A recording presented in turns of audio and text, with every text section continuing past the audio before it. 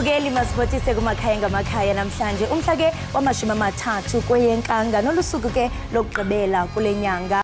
Ukuba ungakhe nje ubuzwe ukuba kwenzeke ntoni kule nyanga noko Mbukeli noko nganzima nokubalula izinto nganye kuba nje bekukuninzi. Kodwa ke Mbukeli umba ongasokuze ushiyeke ngasemva ngumba kaloku wentshukumo ye-16 days of activism ephehlelelwe ngomhla wama-25 neza kuqhubeka de kube ngumhla we-10 kweyoMnga. Ikhwelo lityala mawethu. Ndimlo ke uKhalosa Kalubisi umadlongothi umazipha umazondwa ngezinto zakhe ndihamba naye uMamtshali. Iyabingelela intombi yasemantshalini kusile Mbukeli ingubo sivele sayilahla lesavuka sakhumbula uqu sageza sanikela khona ke lapha kwaMlungu. Ngibingelela ngokukhulu phela ke kumamatheka namhlanje angithi phela bangenile ke omani inzilele. Angikubingelele ngamukele Mbukeli igama lami nguNoxolo uMamtshali wakomwalo umagalela gase ihlaba nelimhlophe qwa. Njengenjwayelo ke umgodla wethu yanyitheka sikuphathela indaba ezemidlalo nakho konke ongakudinga hlala phansi unethezeke la kusekhaya Jikelele. Ake sibheke ke ehamba phambili kuleli hora.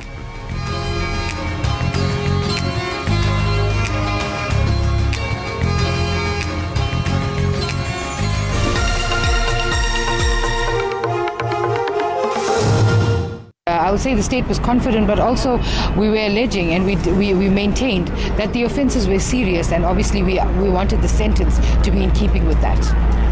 Ugwetshwe iminyaka engaphezulu kwe-10 walahlwa yicala lokuphehla udwesho lwaqubula izibhelu KwaZulu-Natal. Inkampani yensimbi ArcelorMittal iqinisekise ukuba iza kumisa ukusebenza kwayo eVereeniging naseNewcastle.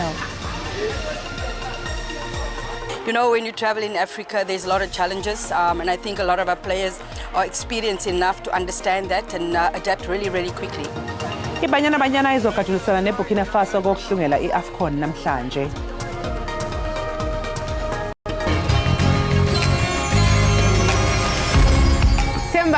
Themba kamazizi nonzotho lona nguNosifikani uManzotho ubukele iEkhaya Jikelele apho ufumana indaba ezemidlalo nezenkcubeko kanye nezamaciko afana nami. Hlala ubukele ngolomvulo uyotsho ngoLwesihlanu.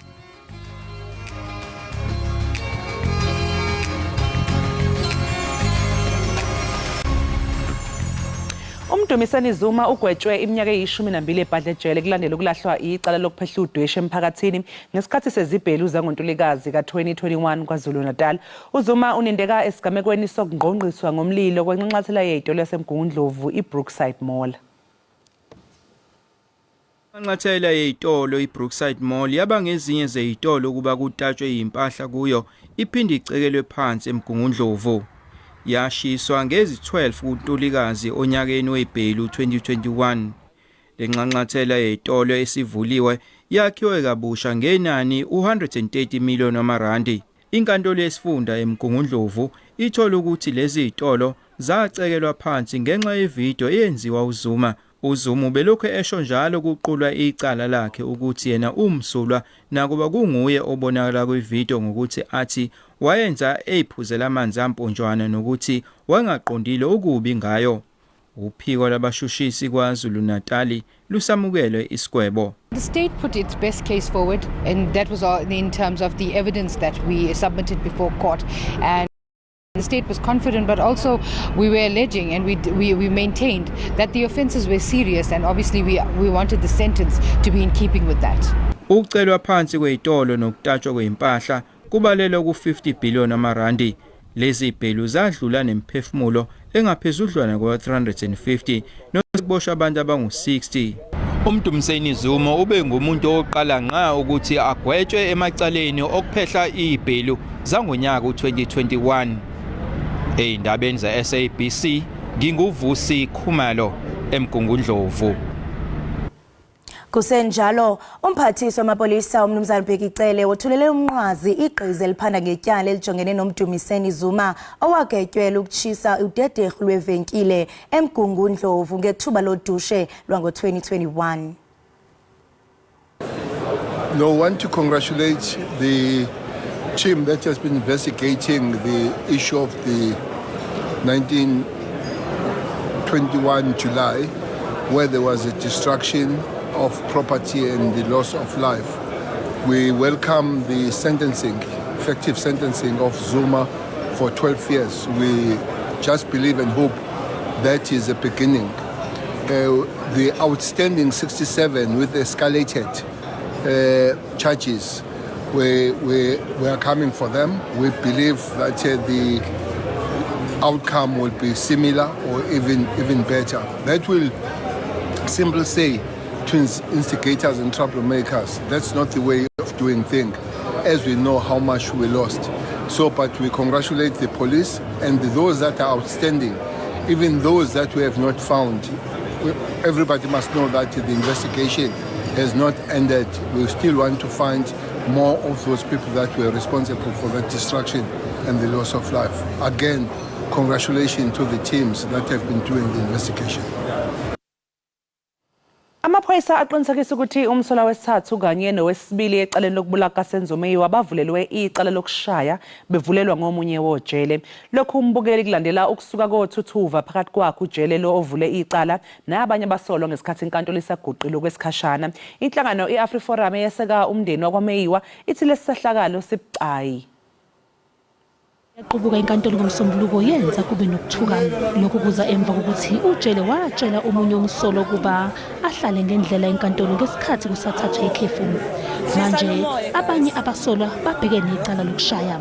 The South African Police Service can confirm that we are investigating a case of assault following an incident in court on Monday where a prison official was attacked by accused 3, Carlos Mncube, accused 4, Sifiso Mapisa, and accused 5, Sifiso Kuhlentuli. U-Advocate Hlerner we-Afroforum uthi lesigameko sidinga siphathwe ngendlela efanele njengoba kwaliwa ngesikhathi ujele enza umsebenzi wakhe. Altercation with the prison warden in the execution of his duty is absolutely serious. So that's why we're here in the main. We've established, though, that the case docket was opened. We will provide our service and support if it's needed. Abezamajele sebeqinise zokuphepha enkantolo. Kusenjalo, uNel uthi kuyacaceka ukuthi ukubulawa kukaMeyiwa ukubulawa okwakunesivumelwano. More and more people now understand why we said that from the start. So we had a good understanding of the facts, and that's why we said it from the start. I haven't changed my stance. I do think that it's important that we think it's not a robbery that went wrong, but rather contract killing. Kusenjalo, ohola uphenyo kuleli cala uBrigadier Bongani Gininda uphikile ukuba yingxenye yokushawa komsolo wokuqala uMoses Sibiya nomsolo wesibili uBongani Ntanzini. Bekufaniswa izidumbu phezolo kumzi wabangcwabi emajakanenge eBrits kwintsapho zabasebenzi abalishumi ababhubhe kwingozi eyenzeke kumgodi weImpala Platinum eRustenburg ngomvulo. Ngokwengxelo yalomgodi bangama-86 abasebenzi abathe bachaphazeleka kule ntlekele kwaye abali-14 babolekisana ngeencwina esibhedlele. Kube usuku olumuncu njengoba imindeni yabaphangalele ibihlonza izidumbu zabathandiweyo emva kwenhlekelele eyenzeke ngomsombuluko. Le mindeni ifuna izimpendulo.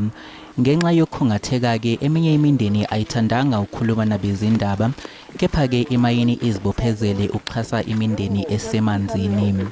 Implats as a company has got additional measures such as employing family members in place of members that we have lost, such as financial provision for studies of dependents' children. So there's a whole range of measures that we take in addition to all the statutory obligations.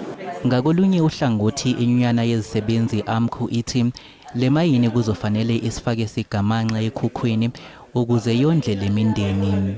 We are saying to Impala, let the salary of the worker who perished be paid to the widow or to the family up to the pensionable age. 2, if that family does not have any roof on top of their head, let the mine build proper houses. If AMCO has built houses for the Marikana massacre victims, what is it for these mines that are making billions, in the mineral endowment of this country? Phakathi kwezisebenzi eziphangalele kubalwa ezidabuka eLesotho kanye nezakuleli eziqhamuka ezifundazweni iEastern Cape, iGauteng kanye naseNorthwest. Isikhondlakhondla senkampani ekhiqiza okusansimbi ArcelorMittal siqinisekisile ukuthi izomisa ukusebenza kwayo efereni yeGauteng kanye naseNyukhasela. Imbangela yalokho kwembukela uhlelo lokucisha ngogesi kanye nezingqinamba ezikhungethe iTransnet. Kubikwa ukuthi zingaphezulu kwe-3,500 izisebenzi ezingahlezi lahlekelwe umsebenzi. After the public announcement, we can effectively now only start the dialogue with customers. I mean, I think you guys will appreciate that we're a listed entity and we have to keep things fairly tight. So we will typically talk to customers, understand their, say, 6 months demand profile and their plans to switch, and then adjust our winding down process to accommodate as far as possible these customers. In terms of the workers, I mean, the number is 3,500 in total, own people and contractors. And Newcastle specific is 1,400 own people and about 880 contractors. So those are the numbers. I-Human Science Research Council ithi uMzantsi Afrika kufuneka usebenze nzima ukufumana ichiza lokwandisa amajoni omzimba kubantu abaphila ne-HIV kunye nogawulayo. Njengoba iNingizimu Afrika izobe igubha usuku lwesifo sengculaza ngomhla ka-1 kuZibandlela, i-Human Science Research Council ithi izwe kufanele likhathazeke ngezifundazwe ezinabantu abanezinga eliphansi legciwane emzimbeni ngoba lokhu kungase kuphazamise imizamo yokulwa nokubhebhetheka kwalesifo. I-Human Science Research Council yenze ucwaningo nabantu abavela emakhaya abangaphezu kwezinkulungwane ezingama-27. Iphinde yaveza ukuthi isandulela ngculaza isalokhu ephezulu ezweni kubantu abaneminyaka engama-15 kuya phezulu, ikakhulukazi abantu besifazane. Ama-province lawo anenamba eziningi zabantu abaphila nesifo sesandulela ngculaza. Kodwa ukuqonda kahle ngalezo zibalo kubalekile ukuthi siqonde ukuthi njengoba bebaningi bephila nesifo sengculaza, okubalekile esikhathi samanje ukwazi ukuthi ungabe baningi yini kulawa ama-province abantu bakhona othola ukuthi izinga legciwane emzimbeni wabo lingaphansi kwelevel esikwazi ukuthi silibone kuyona phecelezi it is undetectable. UZuma uthi kusakhathaza ukuthi liphezulu izinga lokutheleleka emantombazaneni amancane uma kuqhathaniswa nabafana abaneminyaka efanayo. Lesi sikhungo sithi izwe lenza kahle ngemigomo ye-95-95-95. Umbiko obuyekezile ogcwele uzokhishwa ngoMbasa ngonyaka ozayo. NguNonhlakanipho Magwaza, ezindabeni ze-SABC eThekwini.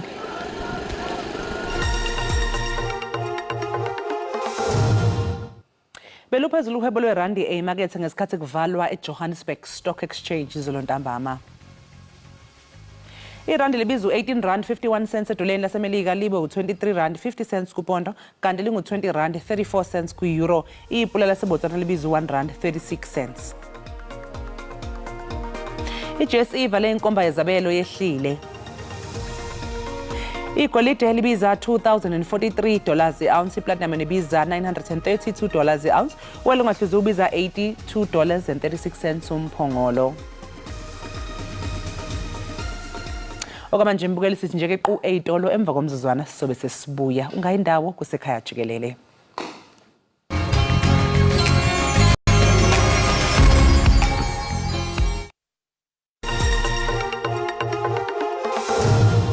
Siphinde sikwamukele mbukeli ekhaya jikelele kanti njengamanje sesingena ey'ndabeni zezemidlalo. Ibanyana izobhekana neBurkina Faso ekuhambeni kusasa kusihlwa emidlalweni-ke wokuhlungela umqhudelwano we-AFCON wabesifazane wangonyaka ozayo. Ibanyana izodlala futhi kusasa emva kokudlala umdlalo ukuhlungela imidlalo yama-Olympics. Kulokhu izodlala umdlalo ukuhlungela i-AFCON yabesifazane yango-2024. Abadlali bakuleli bayazi ukuthi ngeke bakwazi ukuthatha iBurkina Faso kancane. Our mentality is on 100 because we want to qualify for AFCON. We're the defending champions, and I believe that for us to win this game, it's going to give us an upper hand when we go back at home, because we also don't want pressure when we go back home. We want to play for the fans because it's our last game of the year as well, and we want to make everyone happy and proud.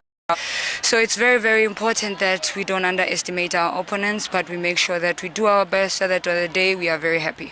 Abadlali kumele badlale ngokucophelela njengoba sibedlala imidlalo eminingi kulamasonto edlule. It's really draining and really overcast, but very hot and draining. And we have to manage that also and make sure that players take lots of liquids and fluids in, but really happy with the session. The enthusiasm is there, you know, the willingness to want to do well is there, like we always know.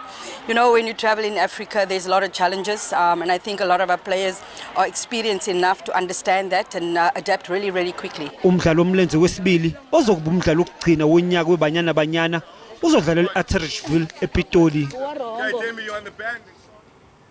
Umfana waseMzantsi Afrika uNikhil Rama ubhengeze ubukho bakhe kukhenketho lwehlabathi lweDP kwiJoburg Open kwiveki ephelileyo.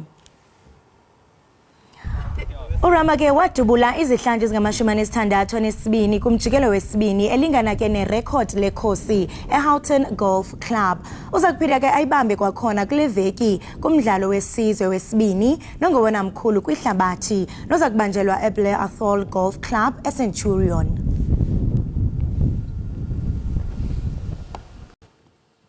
Iqembu laseNingizimu Afrika lebhola lombhoxo labesilisa abayisikhombisa limisele ngokugcwele ukwenza kangcono uma kuqala isizini entsha yeWorld Series eDubai kulempelasonto. Ama-Blitzboks abe nesizini engeyinhle onyakeni u-2022 no-2023 futhi ke aphothula imidlalo esendaweni yesikhombisa kuyilokho nokuyindawo engeyinhle kunazo zonke ekuyaba kuze eminyakeni engaphezulu kwama-20 yeWorld Series.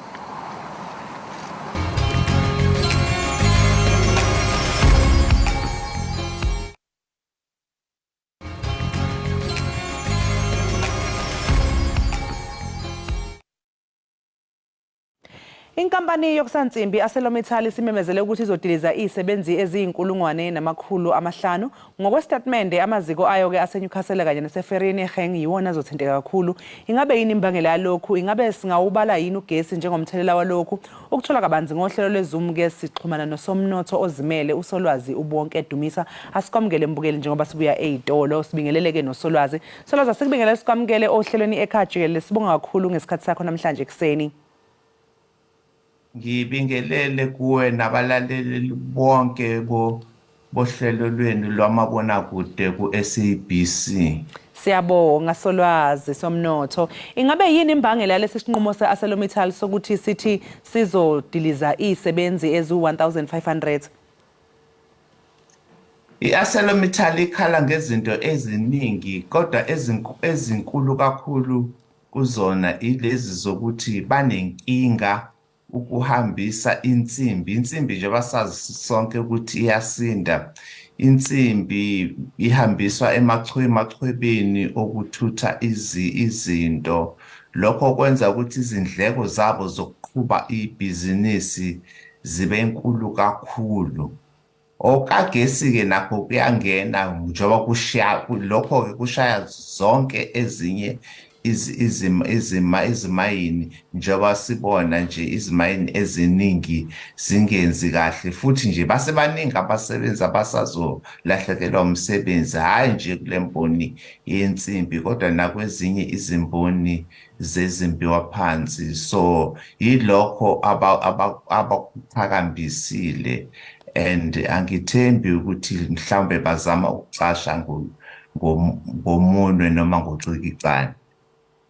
Kubukeka kuyisizathu esinqala lokhu abakushoyo somnotho, ngabe usho njalo?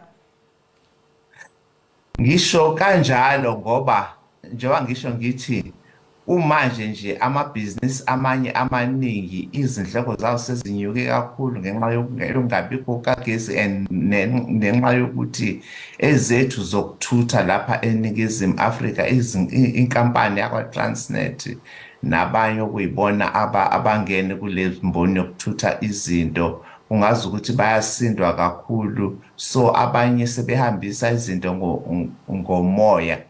Kodwa manje awuthatheki ArcelorMittal lena ekhiqiza insimbi ukuthi uma bengathi bazoqala ukuthi bayithathe ngomoya bazokwazi kanjani ukwenza lokho njengoba isinda kanjena.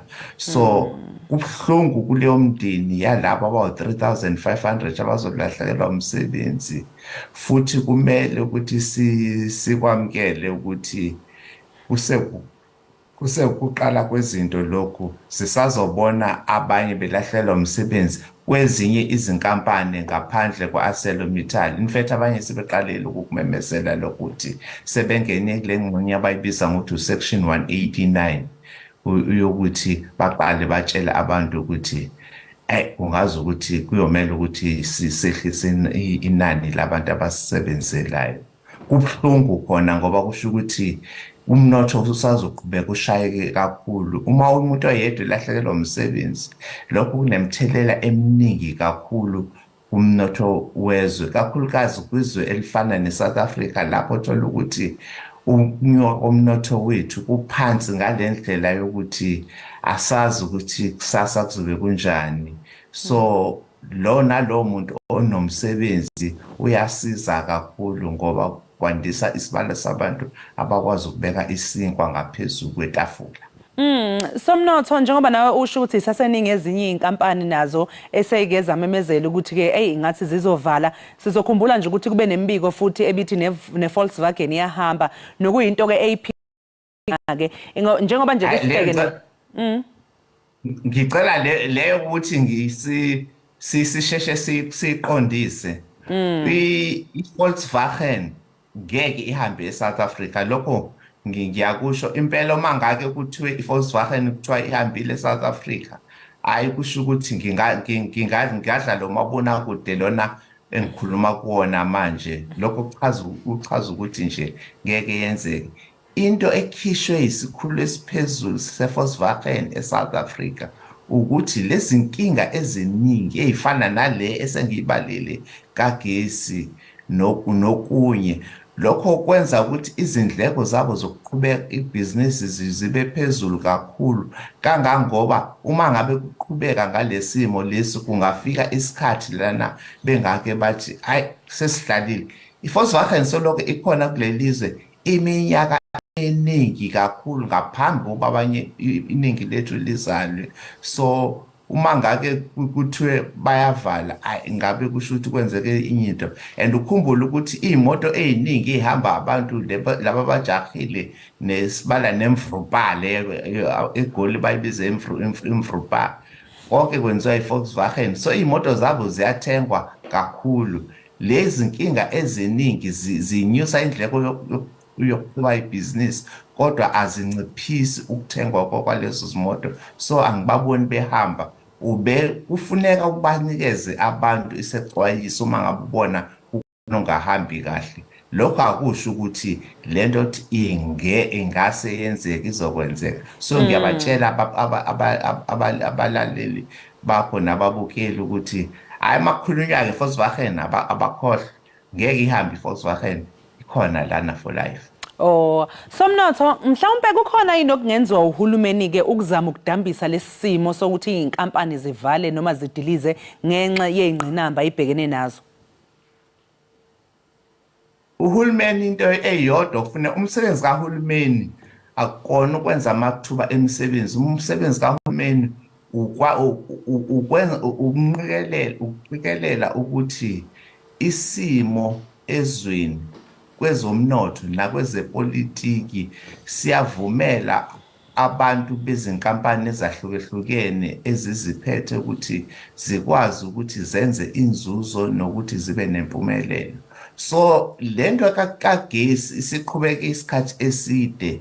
Yebo siyamuzwa udokotela uJosezu Ramahoba ezama usichazela ezikhathini eziningi ukuthi izinto ziba ngcono, wathi kungenzeka kufike lesikhathi salo December ingasekho into kagesi, kodwa sibona sesibuyele ku load shedding 6 njengoba nje ngibe nenkinga ukuconnecta namhlanje ekseni until manje. So kumele ukuthi zilungiswe lezo zinto ngokusheshsha ngoba lezi zinto hayi ngoba ingekho indlela yokuzilungisa, ukuthi khona into ebizwa ngesilungu political will, ukuzimisela ngakwezombusazwe ukuthi kubhekwane nabo bonke abantu abangabekwa ilento icala lokuthi bayibona abenza ukuthi izinto zingalungiseki kulezo inkampani ehlukahlukene, sibala no-Eskom, sibala nakwa-Transnet.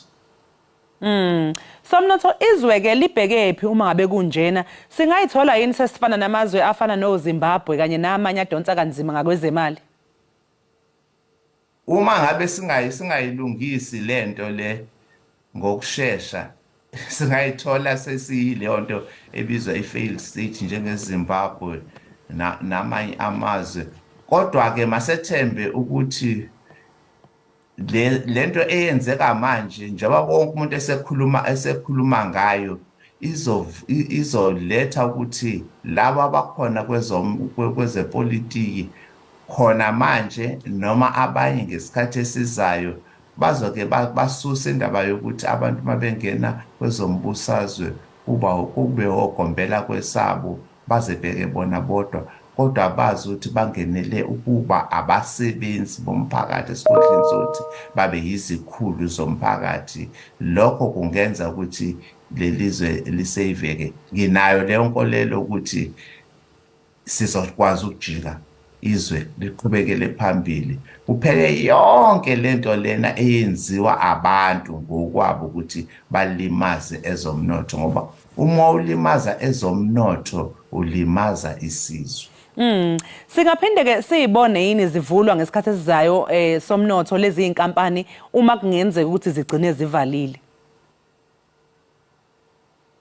Ibhadi elikhulu ukuthi inkampani umsike yavalwa kukhungabe ukuthi iphinde ivulwe. Labantu abaphuma kwaZulu Natal abahlala endaweni ezifana noLamonti noMlazi bayazi ukuthi sisakhula bokhona inkampani eziningi ebezenza izindwangu lapha ngaseLamonti esezavalwa. Lezo zinkampani aphindanga zavulwa futhi ngeke ziphinde zivulwe.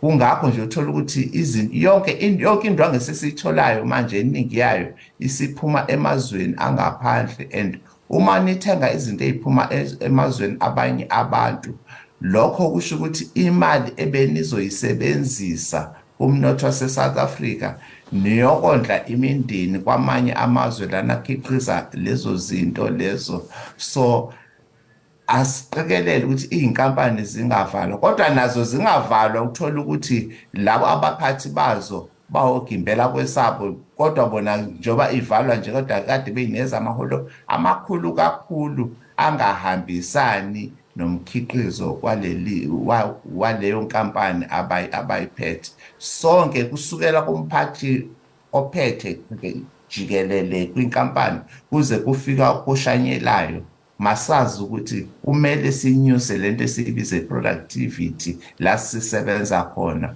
ukuze lelizwe lakithi livuze, futhi lokho kusengenzeka noma sekuntambama kanje. Sibonga kakhulu-ke somnotho ngesikhathi sakho namhlanje sikufisele nje nosuku oluhle. Ubonga.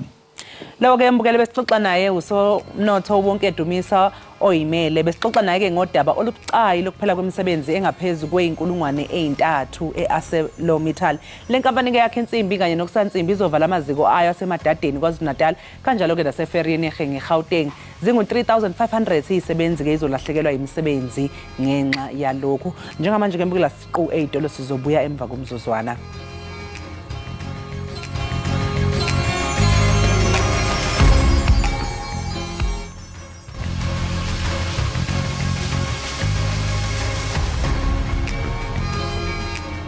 Siphinde sikwamukele mbukeli wekhaya jikelele, sibonga kakhulu ukuthi-ke usahlanganyele kanye nathi.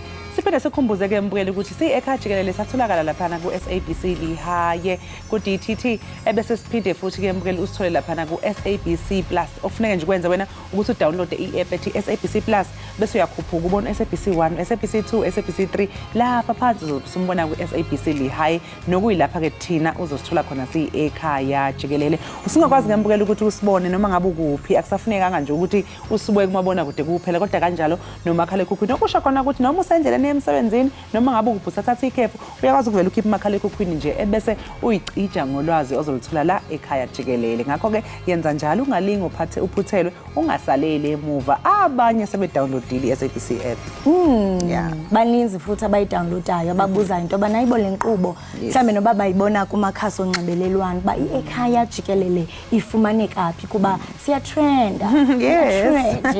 Nyhani bayakwazi into yobana basifumane phaa ku-SABC Plus. Kunjalo nje singatsho sithi siyinkqubo yekhaya jikelele siyazingca ngokuba siphakele ababukeli bethu ngako konke okuqhubekayo nezikhalazo ke eziye zifike esizibonayo kumaphephandaba nezikhalazo zoluntu siyakwazi ukuzithi thaca apha etafileni simeme nabantu abazawuvundlisa ngolwazi phakathi ke kwengxoxo-mbukeli esizawuba nazo ngumba wezikhalazo esibona into yokubana ziyenyuka wena mamtshali apha abantu uluntu lukhalazela indlela i-National Prosecuting Authority esebenza ngayo i-NPA ngamafuphi. Uyawuqonda ukhumbule kaloku uba i-NPA ichophela amatyala kwaze ikwazi into yobana mhlawumbe iprosecute abantu. So kunezikhalazo ngendlela abasebenza ngayo besitsho abantu into yobana siyawabona amatyala especially xa sijonga kubantu esingatsho into yobana bakwi-high profile kodwa abatshutshiswa. Ngoko ke kuyabuza into yobana ingaba kusilelaphi. Ukhona ozovakasha uzokhuluma asicacisele kabanzi ngalokho? Ewe ukhona ozasindwendela lapha enkqubeni singatsho into yokubana usuka kwezomthetho kuba kaloku over the years wena mamtshali zikhona mhlawumbi ikomishoni bezikhona uchapter 9 institution xa sijonga mhlawumbe neofisi ka-public protector ingaba mhlawumbe yona i-NPA incedisana njani nala macandelo okuphanda uqinisekisa into yokubana abenzi bubi bayatshutshiswa kuba kubuhlungu kakhulu xa sizawubona kwilizwe lethu ngoku noko sesisenkululekweni kodwa singaboni ubulungisa bufezeka. Ingaba kusilelaphi kuyo i-NPA ekuhambeni kwexesha ke mbukeli saba nodliwano-ndlebe nowezomthetho ezasixelela banzi into yokubana ezithini mhlawumbi inzame okanye izisombululo ezingathi zenziwe. And wena mamtshali over the years also because bayacomplaina besitsho into yokubana bashokoxeka ngomba wemali kodwa ke siye sabona kwi-budget speech urhulumente weli sitsho into yokubana no inkxasomali sizayinikezela kulo iziko le-NPA. Ingaba yenza ngokwaneleyo kusini na? Hayi-ke sizozwa kabanzi-ke uma ngabe usuxoxisana naye kumele usixoli wedonda attorneys. Njengamanje-ke mbuyela-ke siphose nje kamehlo-ke sibheke ukuthi kumi kanjani laphaya esimeni sezulu.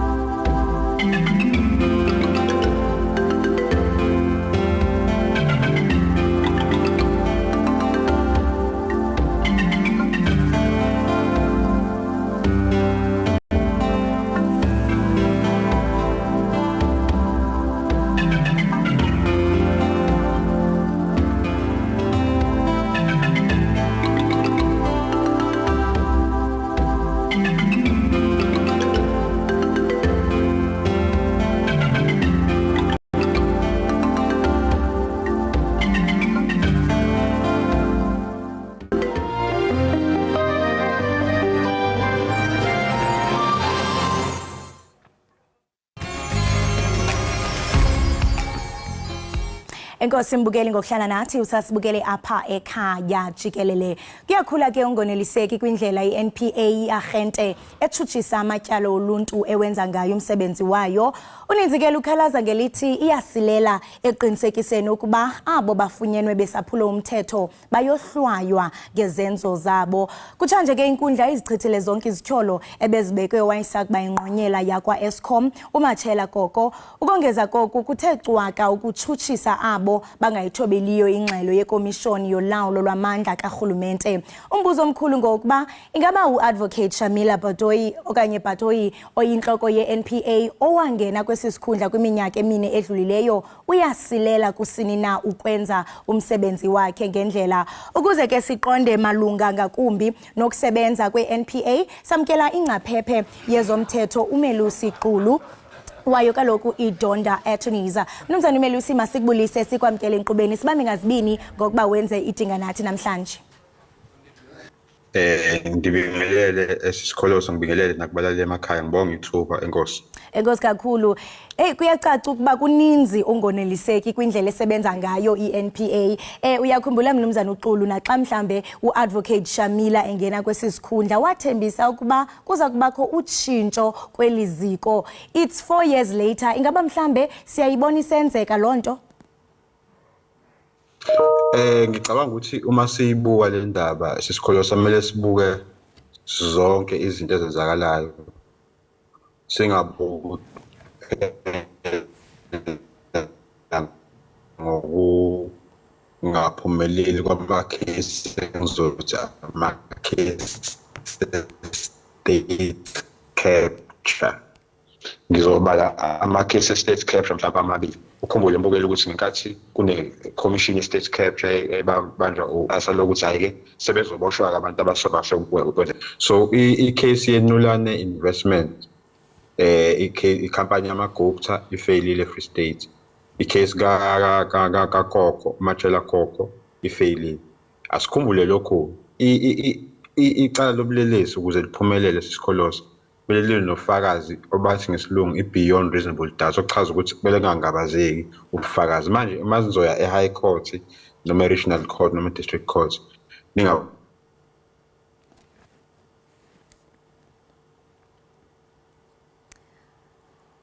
Kuyabonakala mbukela into yokubana noko siye samlahlekela ngenxa nje yamajingiqhiwo buqhakaqhaka kodwa ke sizawuzama ukuqhagamshelana naye kwakhona.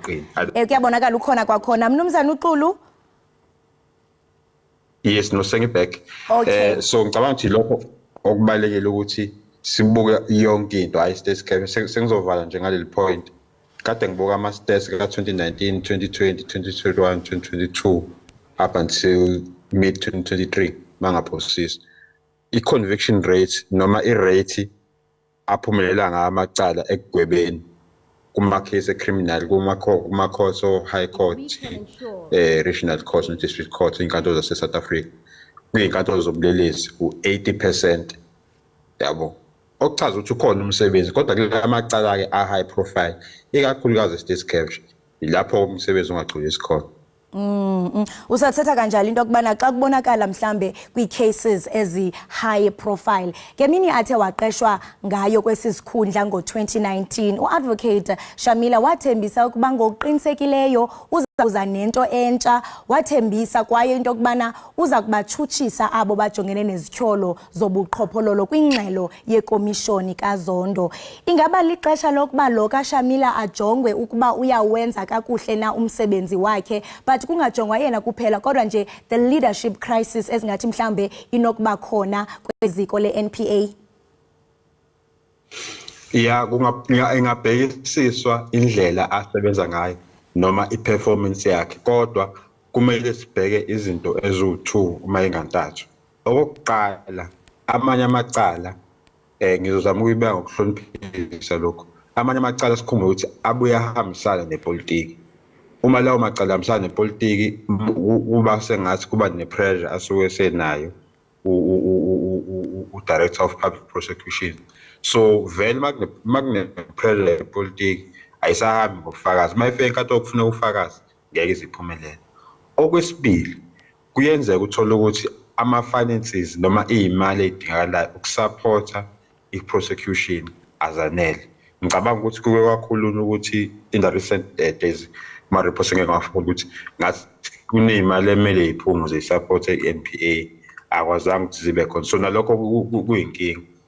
Ngisakhuluma ngey'mali nje kuke kwavela ukuthi badinga i-support outside of i-government for finances. So ngicabanga ukuthi i-performance ye-NPA directly or indirectly iyahambisana nokuthi i-government ibambisane kanjani nabo ngokwezeyimali nepolitiki ngoba ngabe sengeke ngabali liyangena nalo. So yebo singayibheka i-performance yakhe uBatofi kodwa-ke asiwabheke namanye ama-factors enza ukuthi angaphumeleli. But-ke ekugcineni uma engaphumeleli kuzofika mhlambe isinqumo sokuthi mhlambe afuna ukumkhipha. But njengoba ngeke ngasho ukuthi asibheke onke ama-parties noma ama-factors ukuthi ngalo ukuthi engaphumeleli kuma-state capture cases kodwa kukhona okuhla kwenzayo. Yabona nje uma ugoogle uhambe uyobheka annual performance uzobona ama-stats ukuthi ame kanjani in terms of i-conviction.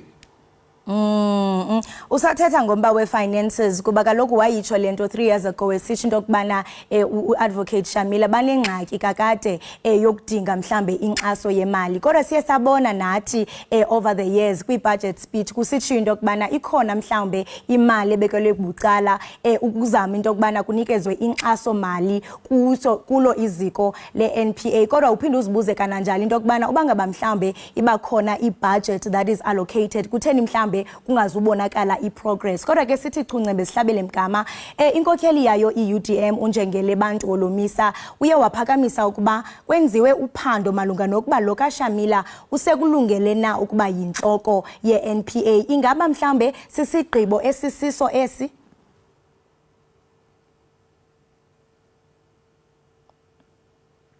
Mnumzana uXulu ukhona emnxebeni? Iphoze hello. Hayi uyasiva? Yebo ngiyanizwa. Ubuvile umbuzo wami okanye ndikuphindele? Ngicela ukuphindela. Siye sabona kulento ithetha into kubana funeke kujongwe amacandelo ahlukileyo abonisa ukusilela kwalo eliziko le-NPA. Inkokheli ye-UDM unjengele bantu olomisa uye naye waphakamisa ukuba kwenziwe uphando malunga nokuba u-advocate Shamila usekulungele na ukuba yinhloko ye-NPA. Ingaba mhlawumbe sisigqibo esisiso esi? Ya ngicabanga ukuthi phela uma ukusebenza kwakhe kunganelisi kumele lenziwe uphenyo kodwa njengoba ngeke ngasho ukuthi kumele ubheke nezinto ezinye ezingale kwe-control yakhe ukuthi kungaba fair ukuthi kuthiwe uyena kuphela ofailayo. So ngicabanga ukuthi bengakwenza lokho kodwa njengoba ngeke ngasho ukuthi asiyibambe ngazo zonke indlela sibambe ama-stats ukuthi kuhamba kanjani kodwa futhi sibese siyabheka ukuthi lamacala lawa engicabanga iwona afaka i-pressure sisikholosa bangasuba ukusiza nje amacala afaka i-pressure ku-director ilawo state capture.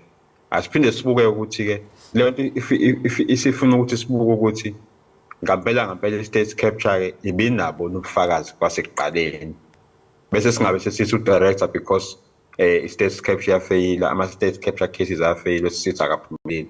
Asibuke ukuthi bekungamele afakwe i-pressure enganasidingo ukuthi aqhubeke nama-case e-state capture uma ufakazi bungeke ngoba ngeke ngasho ukuthi e-criminal court asisebenzi ngokuthi umuntu uyamthanda noma ungamthandi, sisebenza ngokuthi ubufakazi bu-beyond reasonable doubt. Siyibonile inkundla iwachitha amatyala ajongene naye uMatshela Koko obeyingqonyela yakwa-Eskom. Ingaba yonke lena into isixelela ukuba ngenene nangenyaniso u-advocate Shamila uyasilela ekutshutshiseni abo bajongene nezityholo zobuqhophololo. Ewe ndiyaqonda mnumzana uXulu into yobana uye wayichaphazela imiba edibanisene nemali kodwa siyaqonda into yobana akhona amaziko athe bekanti ayasungulwa zikhona ikomishoni over the years esithe sabe kanti siyazibona ikhona kaloku ne-SIU ejongene nokuphanda. Ingaba mhlawumbe indima yayo i-NPA ekuncediseni nalamacandelo okuphanda ingaba kuphinde kuxingephi? Ngicabanga ukuthi into ebalekile ukuthi amanye ama-case uma wabuka usuvele uyijethi ayi vele lapha kumele avule amacala yabo kodwa uma usubhekisisa usuthi ubheka ubufakazi uma isiphakathi icase uthola ukuthi ufakaza abo ngizoyibeka kanje sometimes akumele NPA namaphoyisa be-arrest and then investigate. Because really, if you arrest and investigate, uzoyithola usunenkinga usuphakathi ukuthi ufakazi awusabuthola. For instance, icase kagogo bekukhona bathi bekukhona ufakazi ku-state capture. Kodwa mase fike ecourt, they were failing ukuthi beqhube because ubufakazi bebungekho. That's why icase kodwa kagogo ngicela ukuyicacisa kumbukeli ayikapheli ngokuthi icase it was struck off the roll ngokuthi ima struck off the roll ichaza ukuthi ikhishiwe ohlwini amacala because kunama delays.